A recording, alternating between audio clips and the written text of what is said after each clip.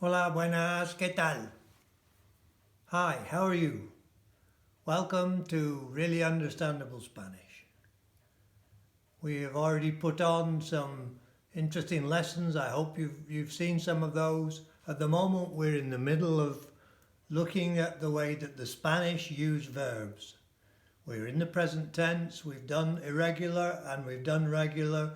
We've done a variety of things. We need to keep going with that just for the moment so that you get the things bedded into your mind. And we have to just take a little break associated with that to have a look at this strange fellow. Haber.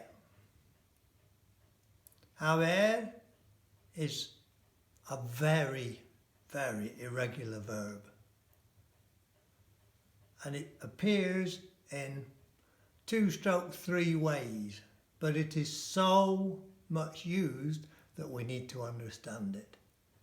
So let's have a look at that. The first way is it behaves in an impersonal way. And we've covered this. I mentioned it to you. The wonderful word I. There is or there are. And that's it. That's part of that verb. It doesn't have a conjugation as such in that way, but it is used that way. So if you want to ask if there is a loo nearby, you can say to somebody, Perdona, ¿hay servicios? Perdona, ¿hay servicios? Services. So it's a really, really useful word in that case. And also, in the second way, it's really useful for obligation. What does that mean? If you've seen the verb sessions, you may have noticed that we did something with tener. And we talked about tengo que, for instance.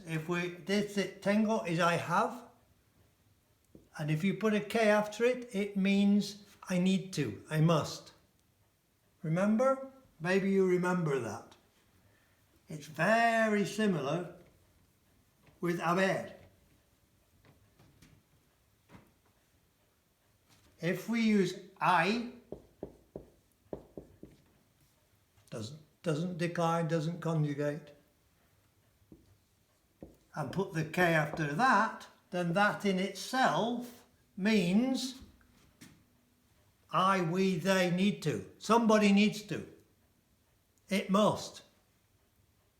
Yeah? Hay que tener cuidado. Must be careful. Must be careful. So you can use tengo or tiene que, he must be careful. You can go through tengo, tengas, yeah? Tengo, tengas, tenga, tenemos, tenéis, tienen. Tienen que hacer cosas. They must do things. And this is just the same, except it's impersonal. It doesn't specify who needs to do it. The Spaniards use it all the time because it's so easy, those two. Hay que ir. That's how they'll say it. Hay que ir. Oh, what's that? Well, ir is the infinitive of to go. And if we put that after that, or any other verb, hay que ir, it's, I better be going. I'm referring it to me, not specific, it's impersonal. If somebody's talked about those people, something happened down there and it needs mending, somebody might say, hay que arreglarlo. Hay que arreglarlo. Well, they'd better mend it.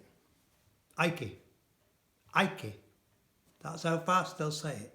So this is about understanding as well as using. So there are two tremendously useful ways to use this strange verb. And it is a verb. Those are two impersonal ways, and they are always third person singular. That's the way it works. Okay, don't worry about that. Just use it as I for there is or there are and make it into a question.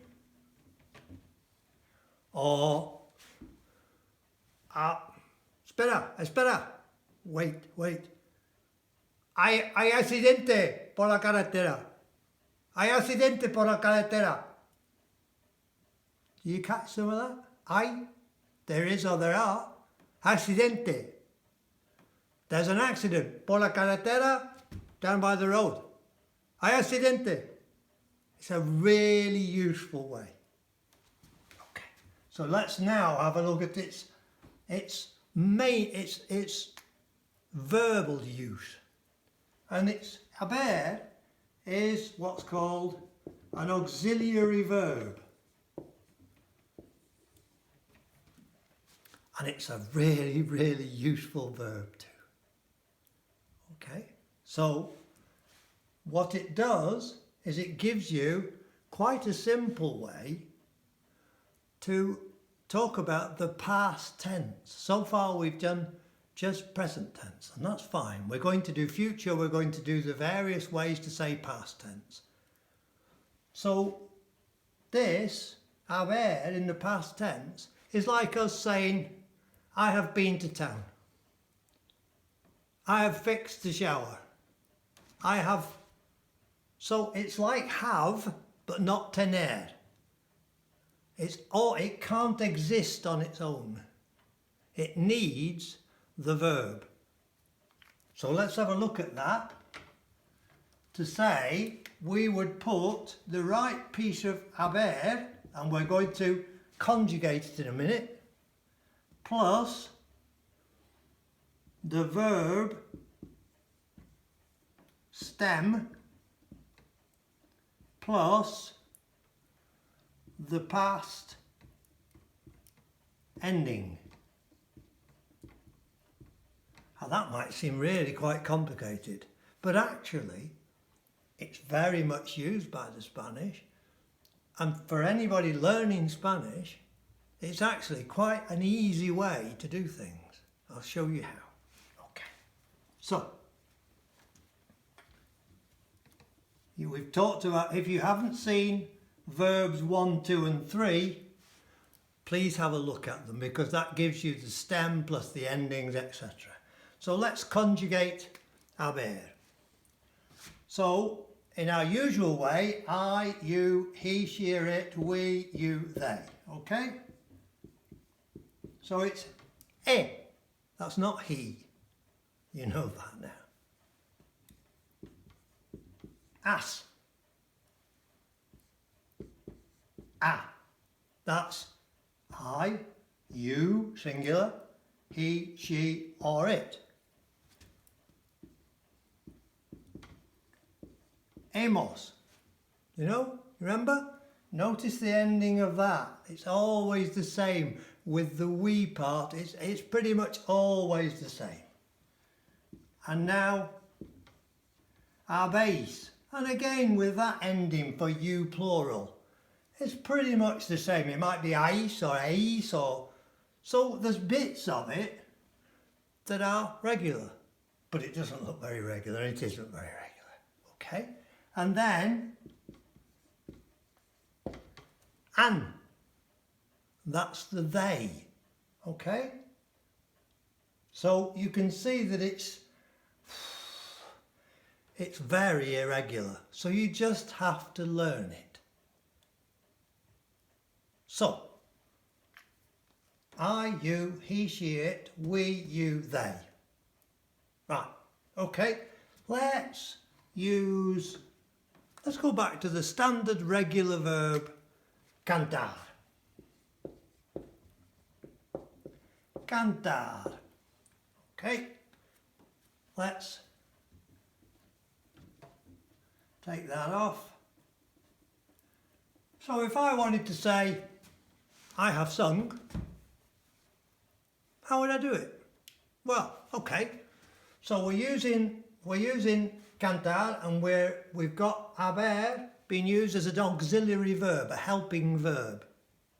So I have. Okay, I can work that one out. I have something.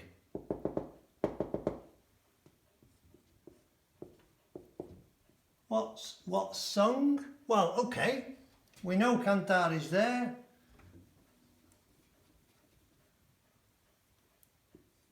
Cant, are.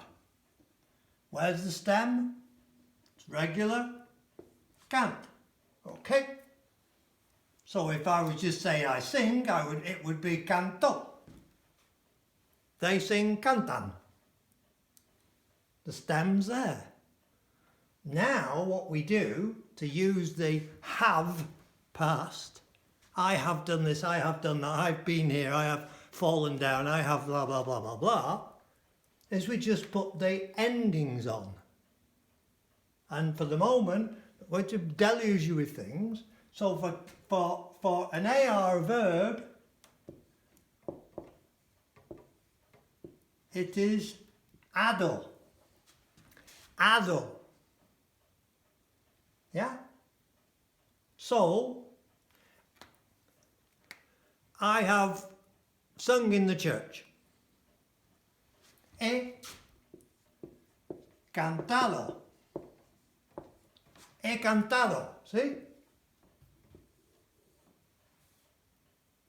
And the beautiful thing is, for every regular AR verb, that's the ending. Stays that way. They have sung in the church. What's that? Yeah? It's that easy. Han cantado en la iglesia. Han cantado en la iglesia. Easy. All you've got to do, find the stem and ado. Yeah? That's really, really useful. Now there's lots of other ways to say the past tense, like we would say as well. We might say, I have been to the shops, or you might say, I went to the shops yesterday. You might say, I have been to the shops just now. Yeah? So we've got to look at those as well. But in terms of starting, I find that people who are really trying to get to grips with verbs and having to start using some tenses, like this past tense, then this is a really useful thing to do. Yeah? So it's the stem plus the ending, just like it was with the ordinary regular verbs, and then before it you put the auxiliary verb haber. He, has, ha, hemos, habéis, han. What we can also do is say, well, what happens? Remember that we've got AR verbs, ER verbs, and IR verbs. Yeah. So let's try it with something else. Okay, the one we used for ER was beber.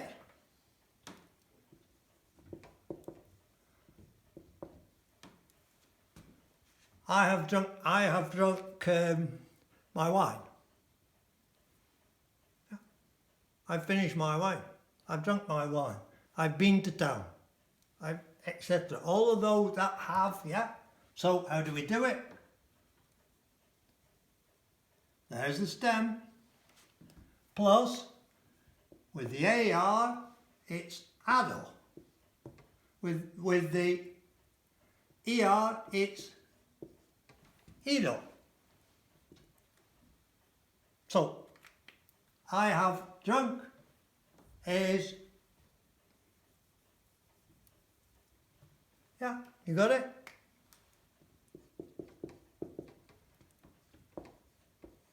He bebido. He bebido mucho. Oh, ay, madre mía. He bebido mucho. Demasiado. That's a long word.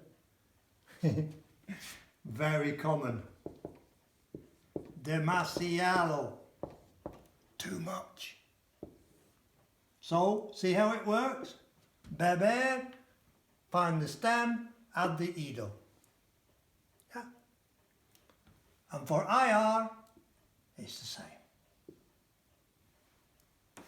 I have lived in Italy. Now, let's do another part.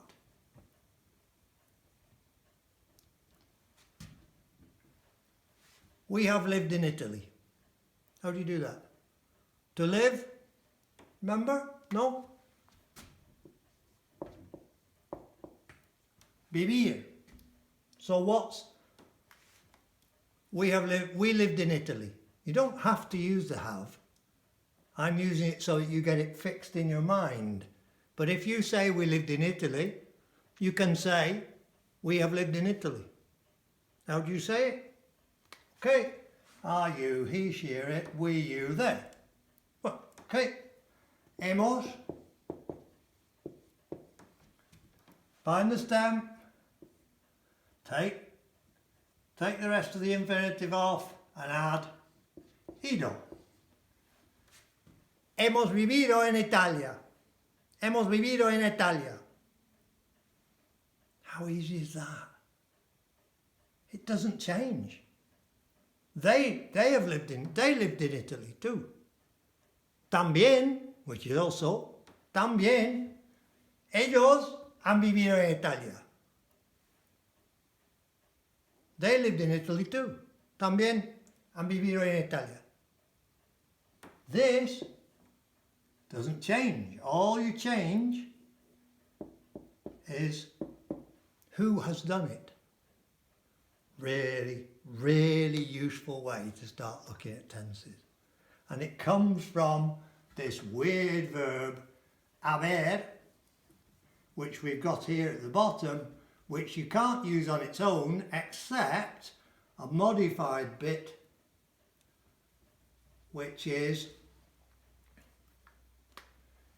I, and that's always third person, third person singular. Okay?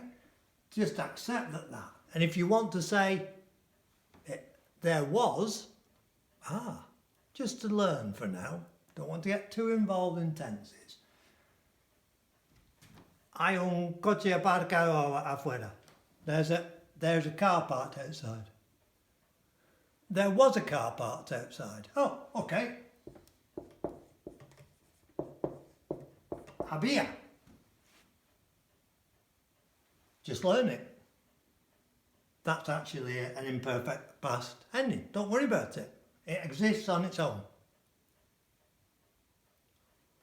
Anoche.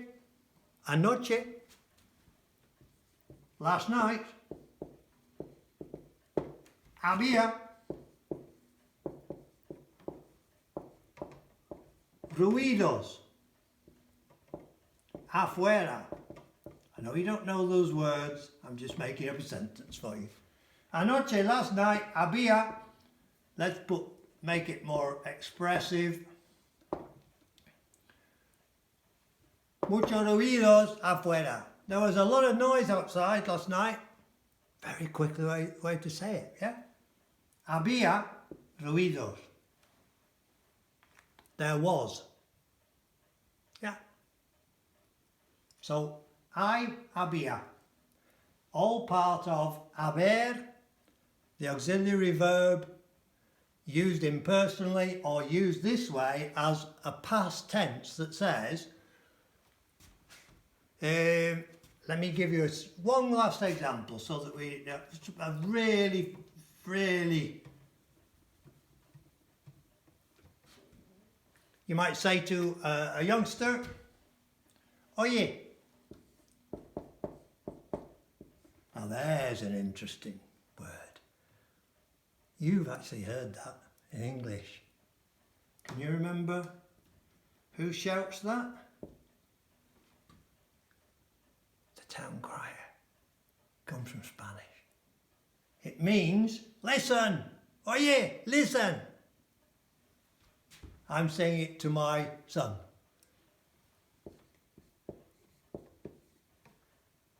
¿Has hecho la tarea? Has? Well, what's that? I want you to start to listen to these things because you'll hear this all the time. The most common way of saying the past tense in Spanish is what we've just done. Yes, there are other ways, but the most common is this, and it's also the easiest. So this is a real, not a quick win, this is a real bonus for you. Has hecho? Hecho is the past tense of the irregular verb. Do you remember it was irregular? Hacer, to do. Just accept that. Just learn that hecho is the past tense of hacer. Has hecho? Has, as, you. You have done the homework. La tarea. In other words, you done your homework? Yeah, that's how they say it. So the Spanish used this combination of haber, the auxiliary verb with the past tense stuck on the end, and that past tense doesn't write. Tus amigos han hecho su tarea. Your friends, have they done it? Listen, han hecho. Han hecho. Hecho doesn't change.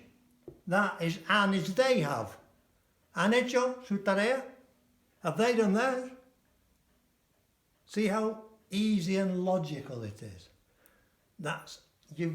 By doing this session and understanding it, you've taken a huge step to understanding and hearing what you say, because you'll say this, you'll hear this, as, hemos ido is the past tense of been. Hemos ido al centro de ciudad. We've been to the centre of town. So it's hugely useful and hugely important. So please look back through the 1, 2, 3, etc. of the verbs and add this haber onto it and try using it for things. See you next time.